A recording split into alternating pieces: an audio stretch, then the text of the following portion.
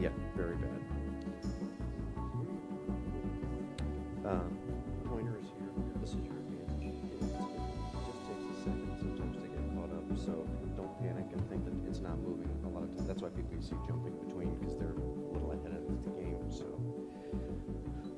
good morning. We're back. It is roughly 10:50, so we will try to get started and stay on our slightly altered schedule. So our next speaker this morning is Ed Malley, who is Vice President at TRC Solutions, and this is one of the presentations that I've been most looking forward to, given what is going on in my state with regard to transforming aging power plants, performance metrics, best practices, and lessons learned. And so with that, I will turn it over to Ed.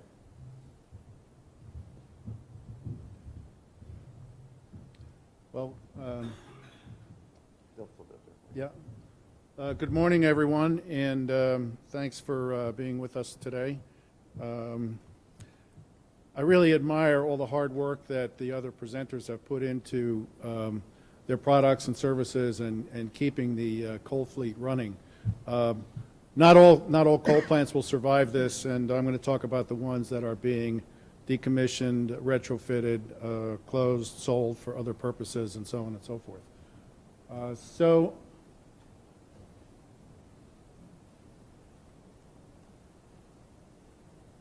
Just a word about TRC. TRC is a energy and environmental engineering and construction management company, publicly traded, about $450 million in sales. Most of our revenue comes from energy clients, financially stable.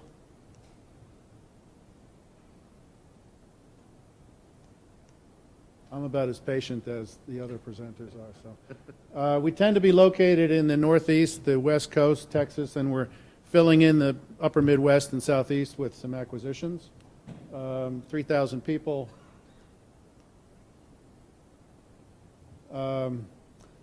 Mission, vision, and values. Always safety is number one. I'm going to skip over the rest of this in the interest of time.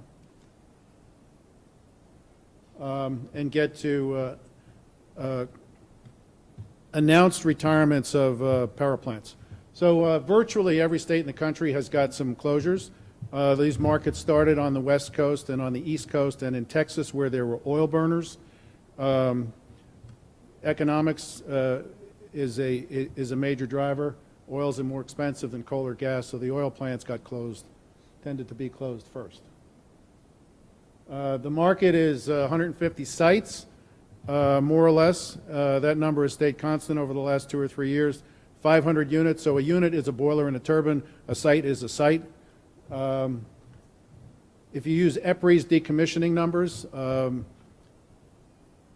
15 to 20 million a site, it's a $2 billion market, which means it will cost the utilities or the owners of those plants something like that to get through the process of decommissioning, should they do that.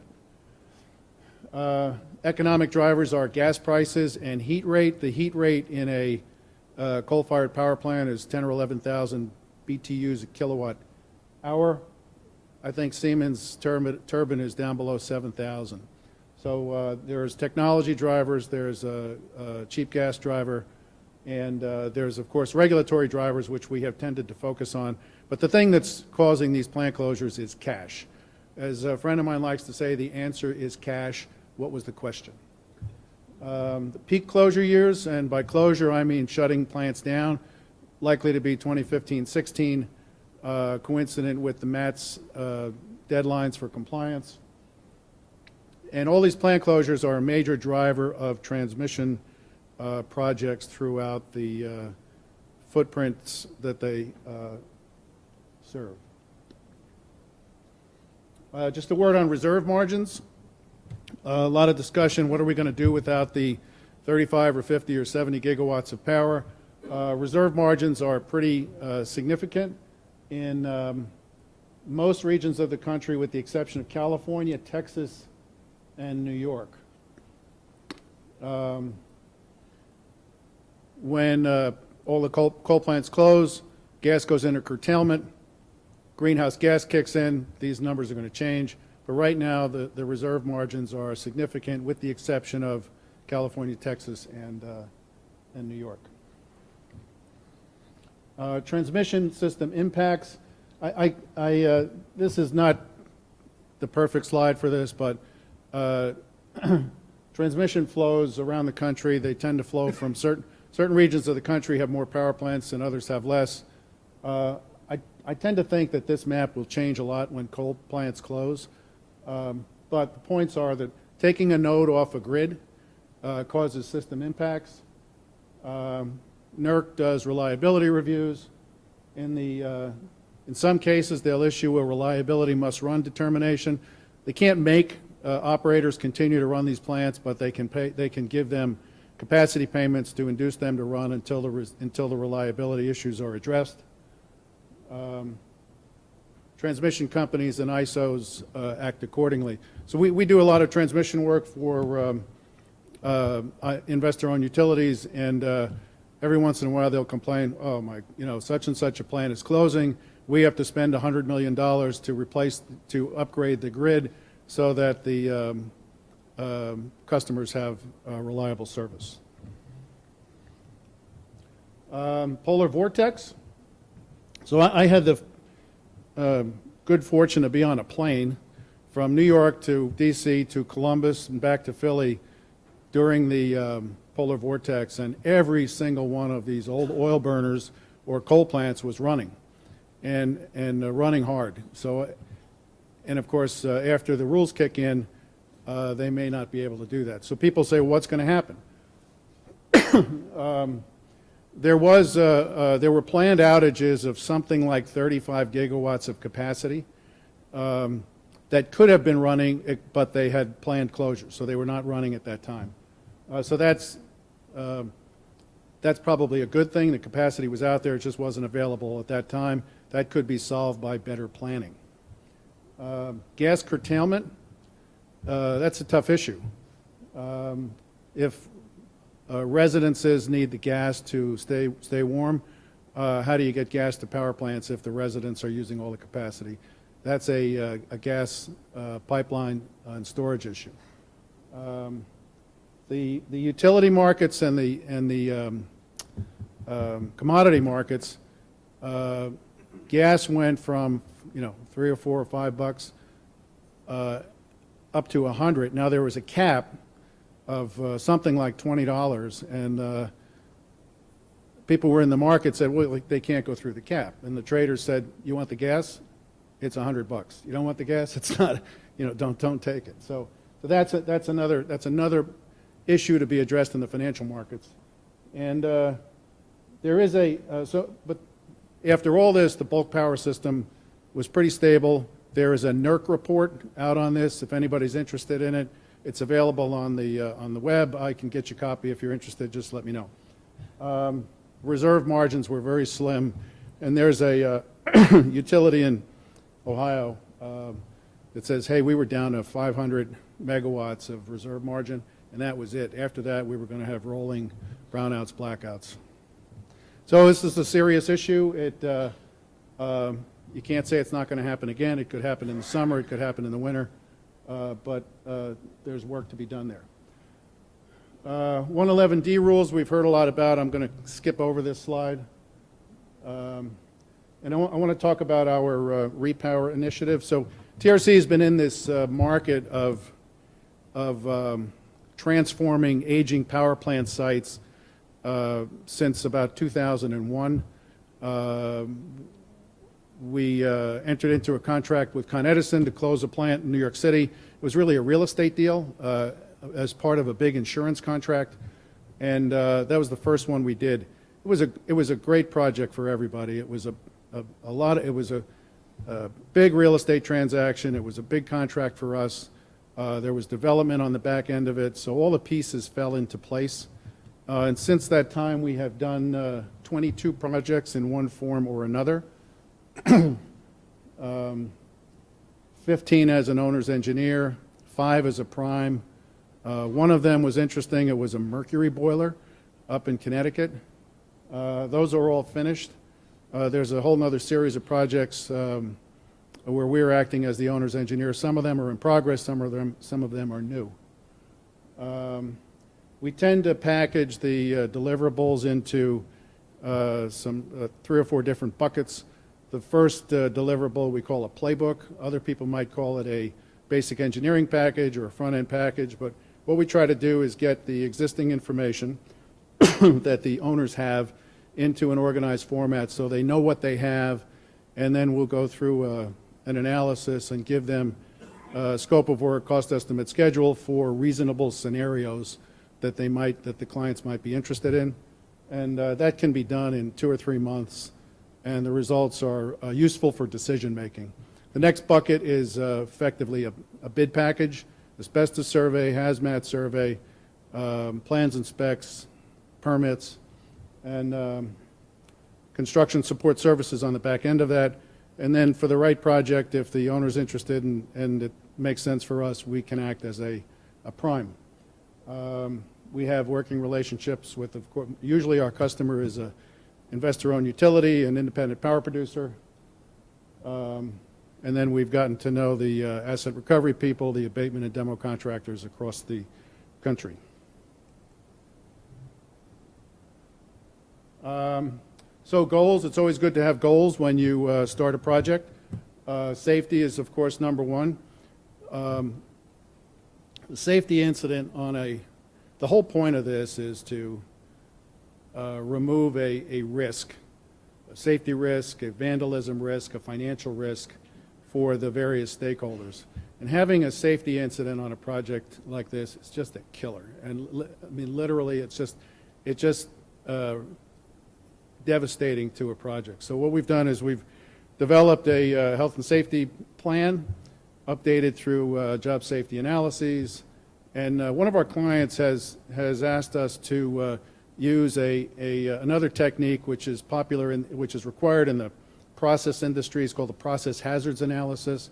So you go through a what if analysis that's analogous to a PHA under OSHA, and we found it to be a very powerful tool. And we do that at the inception of the abatement and demolition contract with the owner, with the contractor, with the engineer, and other people who are on site. But we found that to be very, very useful. Second thing is environmental excellence. Here again, you're trying to remove asbestos hazards, lead hazards, PCB hazards. So there's really no excuse for spills and other incidents on sites like this. Compliance with law and regulation, and then also maximizing beneficial reuse of building materials, copper, steel, concrete, filling up the basement, and so on and so forth. Costs, there's a lot of cost factors. In no particular order: maximizing asset recovery, both the building materials, the salvage equipment, the real estate is usually the biggest asset. Controlling carry costs and decommissioning costs. One of our clients has approached this as a program, and what they have found is that there are costs spread all over the place. There's costs in the tax department, there's costs in the real estate department, there's costs in the health and safety group, there's costs in the engineering group, there's costs in the operating group. So what they've done is they've accumulated all these costs, and they were surprised to find out what it really costs to carry these old sites on the books. It's very useful for those of you who have these kinds of sites. It's useful to do that. And then if there's a way for you to maximize the redevelopment value of those sites, you're going to see that in either your own reuse or in the sale of the asset. Schedule, hard to say what schedule means, except that if you tell the stakeholders what a schedule is, it's good to stay on that schedule. If you're going to do it right away, or it really kind of takes 3 years to get through a decommissioning process from the time you start planning it until it's done. And then finally, quality is another goal. So I define quality as meeting stakeholder requirements, and requirements are different than wish lists or asks. Everybody's got an opinion. Some people are entitled to get what they feel like they need, but not everybody gets what they want.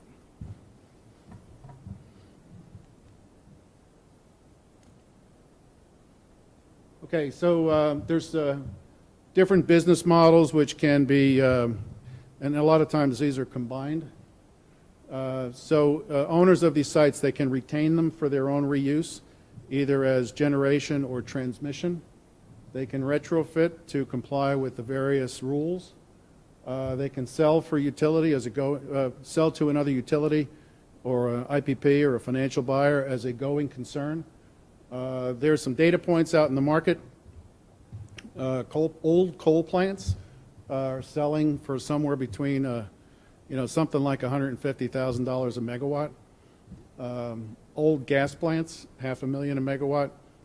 The new build prices for these units are, coal is $3 million a megawatt, and combined cycle gas turbines are, closer to $1 million a megawatt.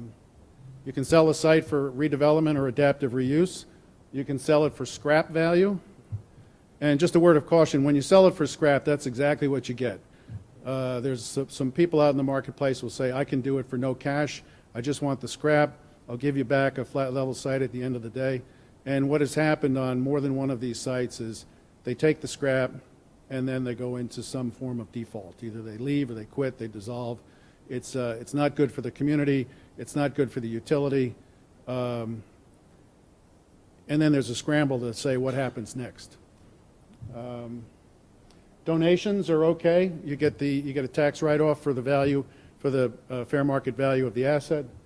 And then there's one company, public company, who puts their assets in a particular state into bankruptcy, and then they auction them through the bankruptcy courts. And that has actually worked.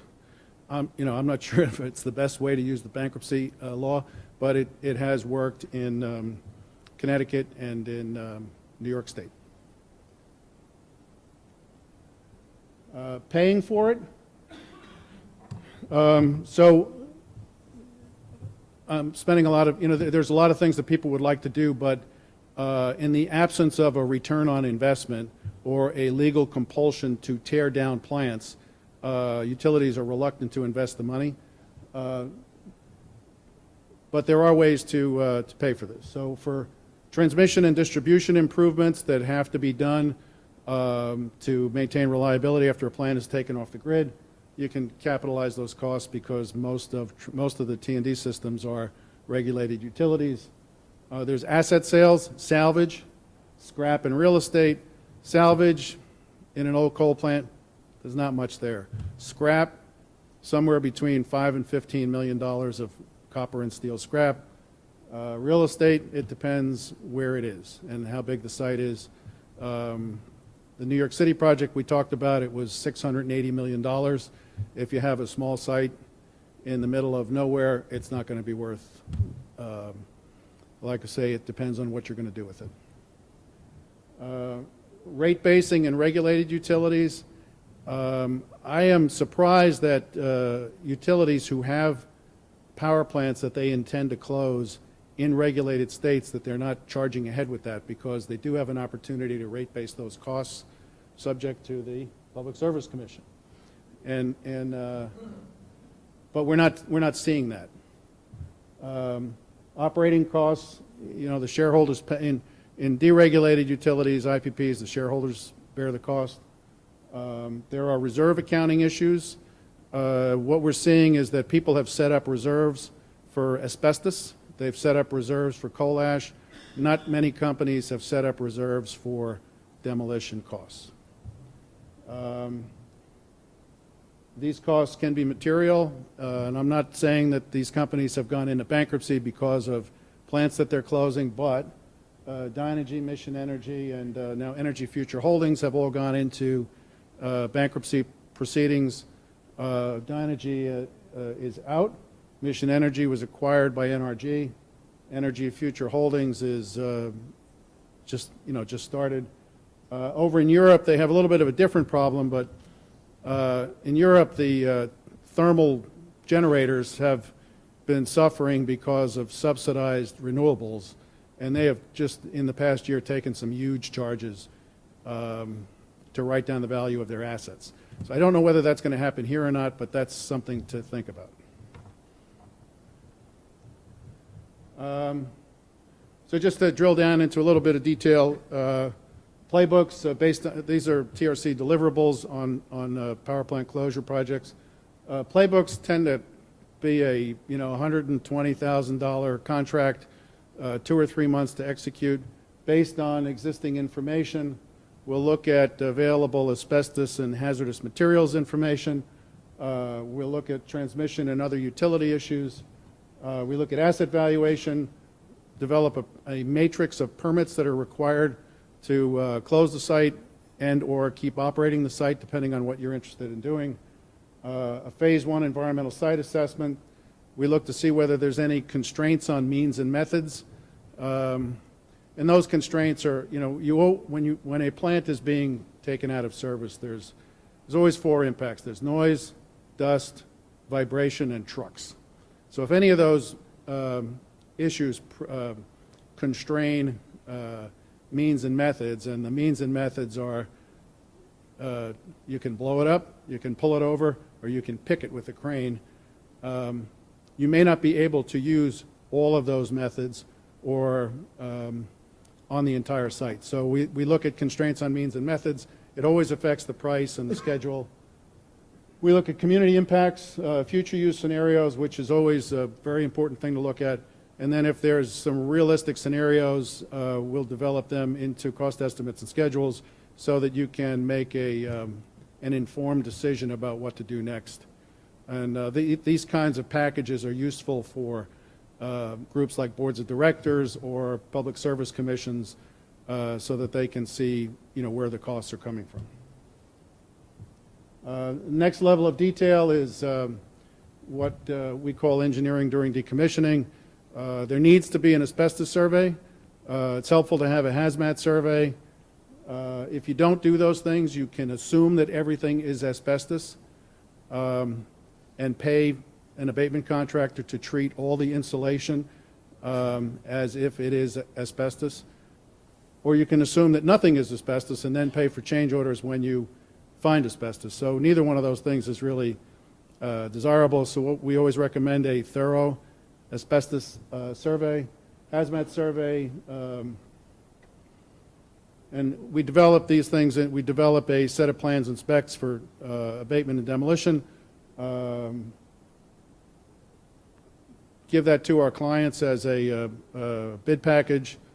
And then going down the road, there does need to be some work plans. There are some permits that you need to get. And then we think it's always good to engage the community, tell them what's happening. They may not care, they may care a lot, but they like to be most communities like to be informed. And we do that through the use of fact sheets, websites, presentations. We think the putting information up on a website is really great for people who worry a lot. And if they want to know what's happening, they can just log in and find out. Some of our clients have extensive disadvantaged business enterprises and 30, 40%. I think California is up to 42% DBE requirements on contracts like this. So all that needs to be built into the procurement process. Construction support services, this is something the owners can do it. They can hire a contractor to help them with it, or they can do it together. But the kinds of, it's really difficult to just turn a site over to a demo contractor and let them have at it. They're going to do what's good for them. They may not do what's good for you. But project management, site management, contract administration, change management, health and safety inspections, environmental inspections, and at the end of the day, you may need a document package to record what was done on site, trucking manifests, air monitoring, asbestos monitoring, so on and so forth. Something else that needs to be done. And then asset recovery is the one issue that seems to consume more time than anything else during the bid process. And what we tell people to do is think about what you would pay for the salvage equipment that's available on site. And some of the equipment, air compressors, fire water pumps, house boilers, control systems, you know, if somebody, what would you pay for it if somebody else had it for sale? So the best market seems to be internal within the companies. If there's no market for this kind of equipment in-house, it's probably not going to be much of a market out in the marketplace. There are auction houses that I call them like garage sales, and people literally come in and I'll give you $5 for that set of spare, you know, that warehouse full of spare equipment. It's really a tough and frequently disappointing exercise. A lot of litigation with auction houses. Right now, scrap is about $400 a long ton. 500 megawatt power plant. You might get $10 million for the scrap. You might get 8, you might get 12. It depends on where the plant is. Is it closer to export markets? Is it closer to a mill? But it's a very significant amount of money. Copper is less predictable. A lot of copper gets lost in the process. This is a commodity market. If you want to know what the values are, you can get a subscription to either the American Metals Market or the London Metals Exchange Market. Some of the information is available in the Wall Street Journal, but you're better off getting a subscription to AMM. And then who takes the risk on scrap value? If you lay it, you can, you know, the owner can take the risk, contractor can take the risk, or they can share the risk. If you sign a contract with a demolition contractor on July 1st of 2014, he's probably got 6 to 12 months of abatement.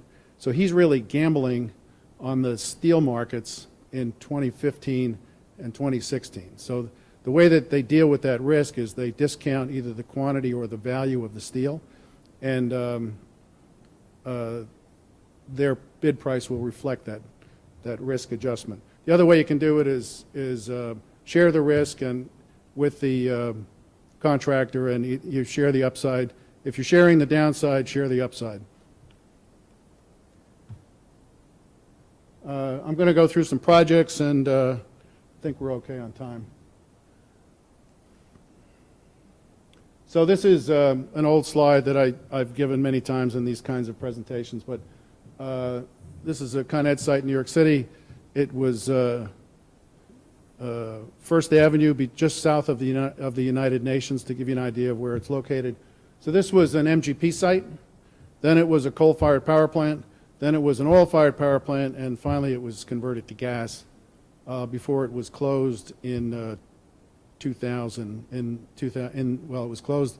They were supposed to close it in 2003. They didn't close it until 2005. But it was actually two power plants, 3 million pounds an hour of steam.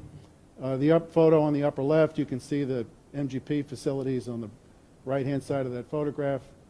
There was a 700,000-foot office building, 2 power plants, a 250,000-gallon underground oil tank, and then a vehicle service facility, which was the worst part of the whole job because of a leaky gas tank. But anyway, we got this site in 2001. We got the power plants in 2005. Everything was done by 2008. And there's been some development on the site. There's a school and a couple of apartment towers that are, the school is in session. The apartment towers are in construction. The other development has lagged, not for any particular reason.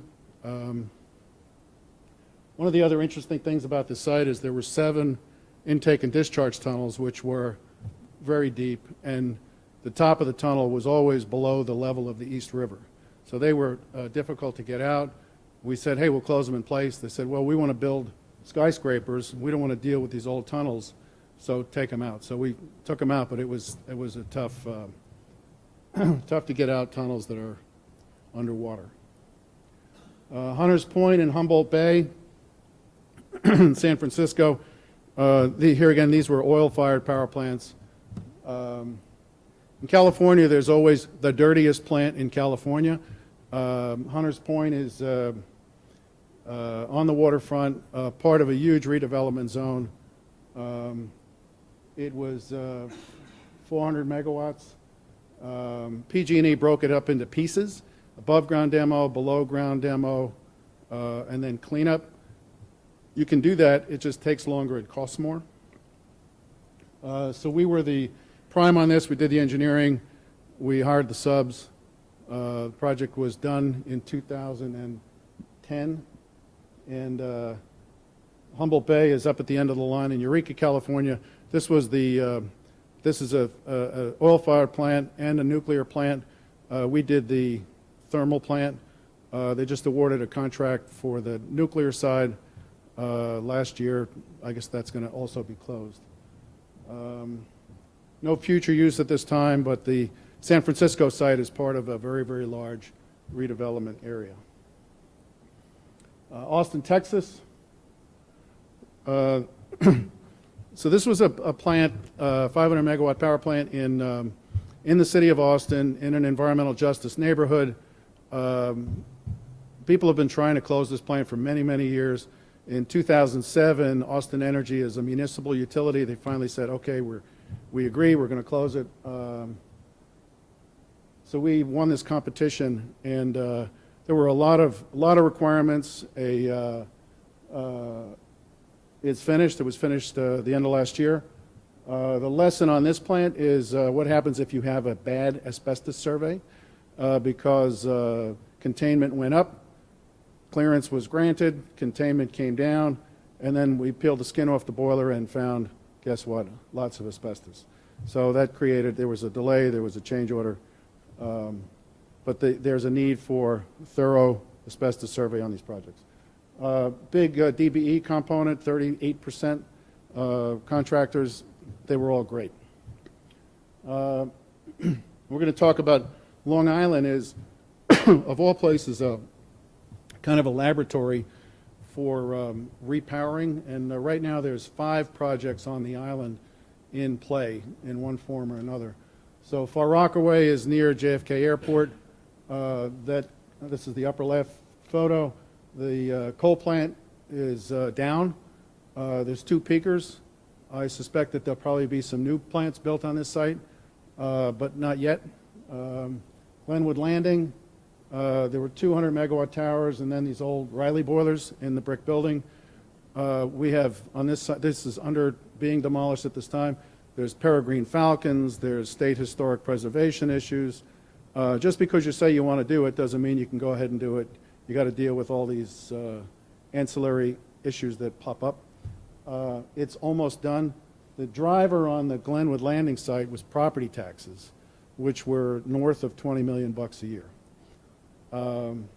Same thing on Barrett and Port Jeff, and for the time being, those taxes could be passed back into the rate base, but that was going to end. So there was a need to close these facilities and get them taken down on a time schedule. So neither Far Rock or Glenwood will be replaced at this time, but Barrett and Port Jeff are repowering sites. At Barrett, it's build a new one, take down the old one. At Port Jeff, it's take down the old one and then build a new one, because there's no room for a new plant at this time. And these are just some progress photos. These LRD machines, long reach demolition machines, are very useful.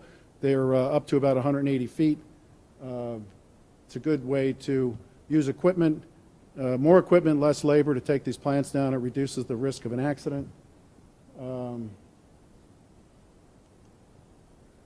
then there's Naipa Paletti. Naipa Paletti was sort of a bargaining chip. This is an 850 megawatt plant that Con Edison started to build in the 70s, sold it to the New York Power Authority, and then New York Power Authority is a state institution. Governor Pataki wanted a state-of-the-art, layer, air-cooled condensed, gas-fired combined cycle power plant, and the Enviros in New York State said, you want a new plant? Close the old plant. So there was an agreement struck to do that. The new plant's been up and running for quite some time, and whenever it's available, it just runs flat out. And Paletti is currently being demolished. Probably be done in the 4th quarter of this year. Ed, in the interest of staying on schedule, if you could wrap, that Yeah, would be I'm done. terrific. I'm done. Perfect. Okay, Kenosha is a million feet under roof, redeveloped, and we'll skip that. And that's all I got. This is these are some just other example projects. Anyway, if there's any questions, I'm happy to answer them, or see me later, and we'll keep this show on schedule. Thank you. Any questions? I'll be here.